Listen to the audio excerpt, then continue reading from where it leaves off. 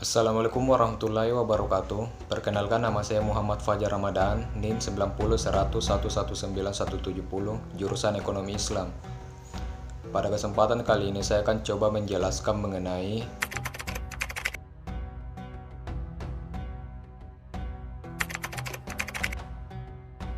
bagian 1, definisi wadiah. Wadiah secara bahasa berasal dari kata al-wad'u yang berarti meninggalkan. Sedangkan secara istilah, Abdurrahman Afanadi mengemukakan bahwa wadiah yaitu penyerahan wewenang kepada orang lain untuk menjaga hartanya. Sedangkan Al-Jazari juga mengemukakan bahwa wadiah adalah barang yang dititipkan kepada orang lain untuk dijaga, di mana barang tersebut menjadi tanggungan bagi yang dititipi. KS juga mengemukakan dalam pasal 20 ayat 17 yang berbunyi wadiah adalah penitipan dana antara pihak pemilik dana dengan pihak penerima titipan yang dipercaya untuk menjaga dana tersebut. Dari penjelasan yang telah dijelaskan tadi, kita dapat menyimpulkan bahwa wadiah yaitu barang titipan yang dititipkan seseorang kepada pihak lain untuk dijaga, dirawat sebagaimana mestinya. Dalam konteks sekarang, pihak yang menerima titipan dapat mendayagunakan dana tersebut untuk digunakan kepada hal-hal lain untuk kepentingan bisnis. Bagian 2, dasar hukum wadiah. Dasar hukum wadiah terdapat dalam Quran surah An-Nisa ayat 58 yang artinya, sesungguhnya Allah menyuruh kamu menyampaikan amanat kepada yang berhak menerimanya. Ayat lain yang dapat dijadikan dasar pensyaratan wadiah juga terdapat dalam surah Al-Baqarah ayat 283 yang artinya, akan tetapi jika sebagian kamu percayai sebagian yang lain, maka hendaklah yang dipercaya itu menunaikan amanahnya atau utangnya, dan hendaklah dia bertakwa kepada Allah Tuhannya. Selain itu juga terdapat dalam hadis riwayat Abu Hurairah radhiyallahu anhu yang artinya, dari Abu Hurairah radhiyallahu anhu berkata, Rasulullah sallallahu alaihi wasallam bersabda, tunaikanlah amanah orang yang mempercayakan kepadamu dan janganlah engkau hianati orang yang mengkhianatimu. Bagian 3, rukun wadiah. Dalam KHS pasal 370, rukun wadiah terdapat 4. Yang pertama adalah penitip atau muwaddi, yang kedua adalah penerima titipan atau mustaudah, yang ketiga adalah harta titipan atau wadi abi, dan yang ketiga adalah akad atau sigat. Bagian 4, syarat wadiah. Secara garis besar, syarat wadiah dapat diklasifikasikan menjadi 2, yaitu yang pertama, syarat dari orang yang menyimpan. Adapun syarat-syarat dari orang yang menyimpan, yang itu yang pertama, pemilik barang dan orang yang menyimpan hendaklah sempurna akal pikiran, umur balik, namun terlebih dahulu harus mendapat izin dari penjaganya untuk mengendalikan al-wadiah. Yang kedua yaitu pemilik barang dan orang yang menyimpan tidak tunduk pada perorangan saja. Ia juga boleh dari sebuah badan korporasi seperti yayasan, perusahaan, bank, dan lain-lain.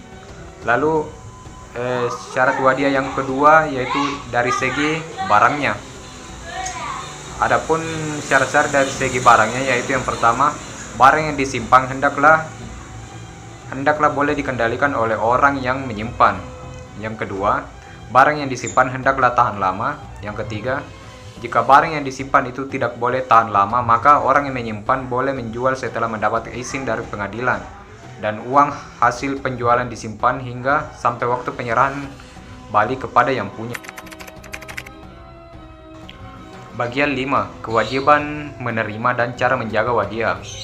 Menurut Imam Syafi'i, yang berkewajiban menjaga barang wadiah hanya penerima titipan. Imam Al-Nawawi menjelaskan bahwa orang yang menerima titipan wajib dia menjaganya. Oleh karena itu, diharamkan menerima titipan apabila seseorang itu tidak mampu menjaga barang tersebut.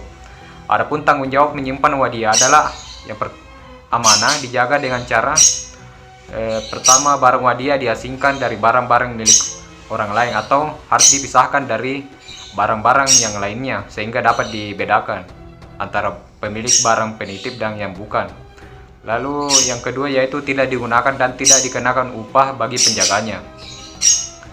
Berikutnya, apabila wadiah yang dijaga hilang, rusak atau musnah, bukan kelalaian dari orang yang menyimpan, maka ia tidak diwajibkan mengganti. Namun, apabila itu akibat dari kelalaian orang yang menyimpan, maka orang yang menyimpan tersebut wajib untuk menggantinya. Lalu berikutnya, pemilik barang boleh mengenakan syarat tertentu berkaitan dengan keselamatan barang wadiah. Apabila pemilik barang wadiah hilang atau tidak diketahui keberadaannya, maka simpanan wadiah harus diteruskan sampai diketahui pemiliknya masih hidup atau sudah meninggal. Apabila pemilik wadiah dinyatakan meninggal, maka simpanan wadiah diserahkan kepada ahli waris dari sang pemilik. Bagian 6. Implementasi wadiah pada lembaga keuangan syariah.